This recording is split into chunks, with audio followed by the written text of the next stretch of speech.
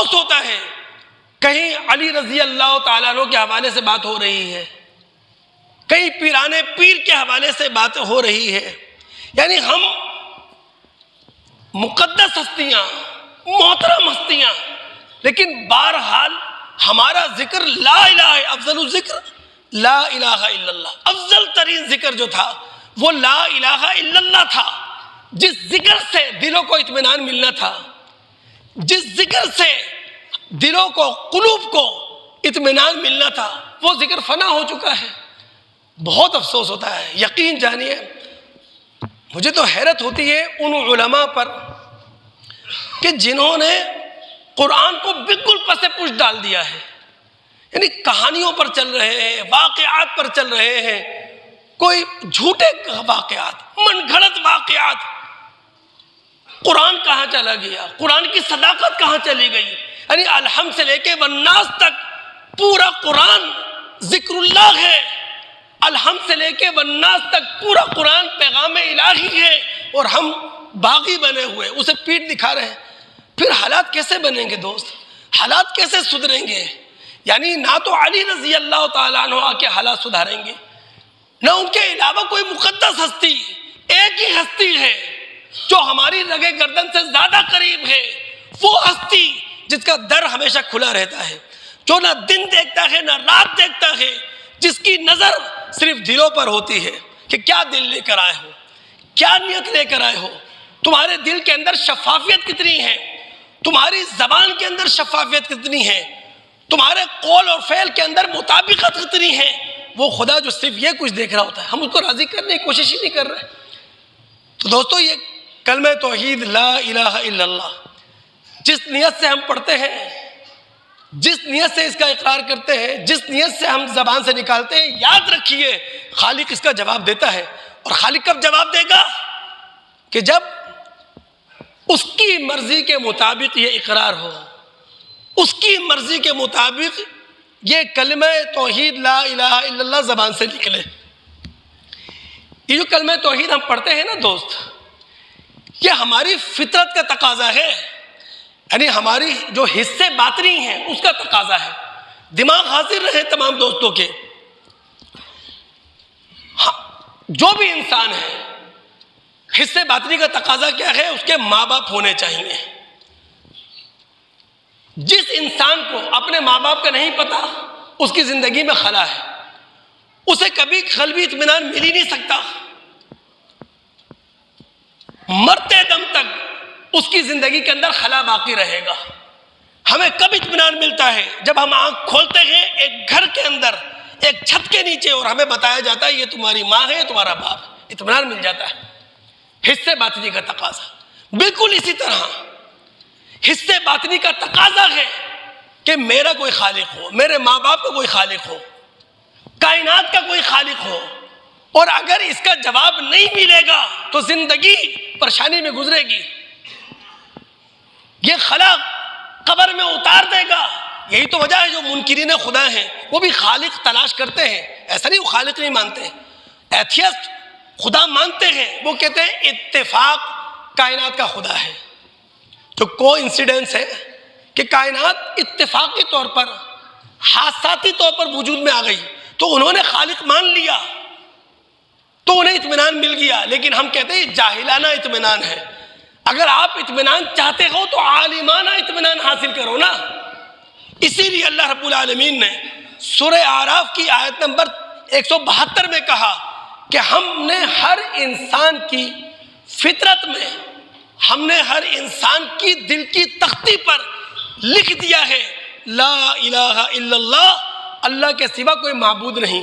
ہمارے رسول نے اسی کی ترجمانی کرتے ہوئے کہا تھا کل مولود یولد علی الفطرہ، جو انسان دنیا کے اندر آتا ہے وہ فطرت سلیم لے کر آتا ہے، وہ عقل سلیم لے کر آتا ہے۔ ہاں پھر اس پر کنڈیشن کا وقت آتا ہے، کنڈیشننگ کا ایک وقت ہوتا ہے نا، وہ ایک گھر میں ہوتا ہے، وہ ایک ماحول میں ہوتا ہے، وہ ایک تعلیمی ادارے میں ہوتا ہے۔ اس گھر کا، اس ماحول کا، تعلیمی ادارے کا اپنا ایک نظریہ ہوتا ہے، اپنی تہذیب ہوتی ہے، اپنے رسم و رواج ہوتے ہیں۔ کوئی یہودی بن جاتا ہے، کوئی عیسائی بن جاتا ہے، کوئی مجوسی بن جاتا ہے، لیکن جب بچہ بڑا ہو جاتا ہے پھر ڈی کنڈیشننگ کا وقت بھی آتا ہے. اب بچے کو معلوم ہوتا ہے کیا صحیح ہے کیا غلط ہے. تو جب بڑی عمر مل گئی کسی کو، جوانی کی عمر مل گئی کسی کو، عقل کی سطح کو پہنچ گیا، وہ جسمانی حوالے سے بھی بالغ ہو گیا، عقلی لحاظ سے بھی بالغ ہو گیا. اب ماں باپ کے سامنے سوال کیوں نہیں اٹھایا کہ ماں باپ یہ بتائیں جس کو ہم پوج رہے ہیں یہ پوجنے کے قابل ہے کہ نہیں؟ چاہے وہ قبر ہو، چاہے وہ بت ہو، چاہے وہ جھنڈا ہو، چاہے وہ علم ہو، چاہے وہ تعزیہ ہو، جس شخص کو اللہ نے عمر دے دی، جسمانی بلوغت کی، عقلی بلوغت کی، اب ماں باپ کے سامنے وہ سوال اٹھائے صحیح کیا ہے غلط کیا ہے. اگر وہ سوال نہیں اٹھا رہا خدا کے سامنے وہ جواب دے. تو یہ جو کلمہ توحید لا الہ الا اللہ ہے یہ ہمارے اندر کی دنیا کا تقاضا ہے، ہمارے حصے باطنی کا تقاضا ہے. اور دوستو یہ کلمہ لا الہ الا اللہ یہ ہمارے عقل اور ہمارے شعور کے اٹھائے ہوئے سوال کا جواب ہے. یعنی ہماری عقل، ہمارا شعور سوال اٹھاتا ہے تمہیں کس نے تخلیق کیا، یہ کائنات کس نے بنائی. یہ کلمہ بتاتا ہے، ہماری عقل کو جواب دیتا ہے، ہمارے شعور کو جواب دیتا ہے اس کا خالق وہ رہا. سورہ بقرہ آیت نمبر 163 میں اللہ نے ایک دعویٰ کیا، وَإِلَٰهُكُمْ إِلَٰهٌ وَاحِدٌ، تمہارا معبود ایک ہی معبود ہے. آیت نمبر 164 میں اللہ نے دلیل دی، اِنَّ فِي خَلْقِ السَّمَاوَاتِ وَالْأَرْضِ، آسمان و زمین کی تخلیق میں خدا کو تلاش کرو. یہ رات اور دن باقاعدگی سے آ اور جا رہے ہیں، اس میں خدا کو تلاش کرو. یہ سمندروں میں جو بڑے بڑے جہاز تیر رہے ہیں تمہاری ٹریولنگ کا ذریعہ ہیں، تمہارے کارگو کو ادھر سے ادھر ٹرانسفر کر رہے ہیں، اس میں خدا کو تلاش کرو. یہ آسمان سے جو بارش برس رہی ہے اس میں خدا کو تلاش کرو. یہ زمین جو اپنی رویدگی دے رہی ہے اس میں خدا کو تلاش کرو. یہ جو پہاڑوں پر، پانی کے ذخیروں میں، میدانوں میں، جنگلات میں حیات مختلف شکلوں میں پائی جاتی ہے اس میں خدا کو تلاش کرو. یہ جو ہوائیں چل رہی ہیں تمہیں زندگی دینے کے لیے اس میں خدا کو تلاش کرو. یہ جو بادل آسمان و زمین کے درمیان بغیر کسی سہارے کے کھڑے ہیں اس میں خدا کو تلاش کرو. ان فی ذلک لآیات لقوم یعقلون، اس میں عقل مندوں کے لیے اپنی سوالوں کا جواب موجود ہے. سائنس اسی کو کہہ رہی ہے نا، mathematical mind, intelligent universe, conscious being, science اسی کو کہہ رہی ہے. تو ہماری عقل، ہمارا شعور خدا کے حوالے سے جو سوال اٹھاتا ہے لا الہ الا اللہ اس کا جواب ہے. اور دوستو یہ لا الہ الا اللہ یہ تاریخ انسانی کا ورثہ ہے. یعنی تاریخ انسانی نے جو میراث ہم انسانوں کے لیے چھوڑی ہے وہ ہے لا الہ الا اللہ. پوری تاریخ انسانی میں آپ پوائنٹ آؤٹ نہیں کر سکتے کہ فلاں بستی تھی، فلاں علاقہ تھا، تاریخ انسانی کا فلاں دور تھا، فلاں زمانہ تھا جب کسی مقتدر ہستی کو نہیں مانا جاتا تھا، کسی بالاتر ہستی کو نہیں مانا جاتا تھا.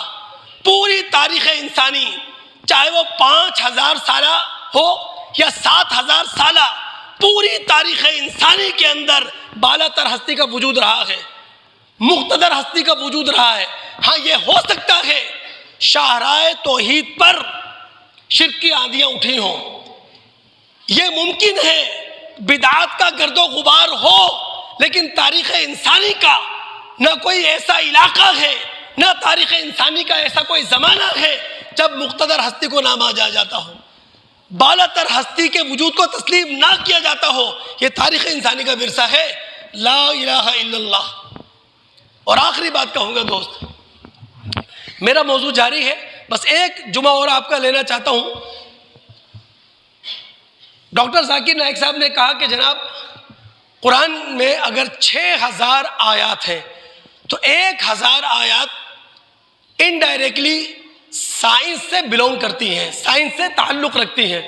تو میں چاہوں گا کہ اگلا جمعہ ایک جمعہ اور آپ سے لوں تاکہ لا الہ الا اللہ کی فی زمانی ہی سائنسی حقیقت بھی آپ کے سامنے آ سکے نا.